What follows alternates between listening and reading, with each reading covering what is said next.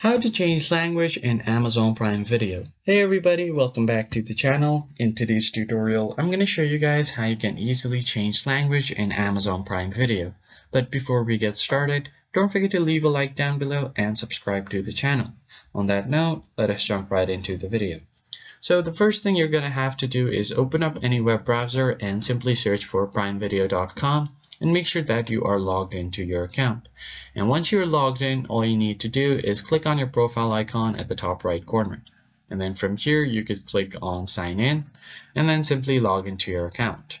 So I'm just going to go ahead and continue with my Amazon account to sign in. So once you have successfully signed in, you're going to have to open up your account settings. For that, click on your profile icon right here and click on account and settings. Once you land on the settings page, you'll find all of the information like your name, email, phone number. On the top, you will see different tabs. And here you are going to have to find the language option. So just click on it.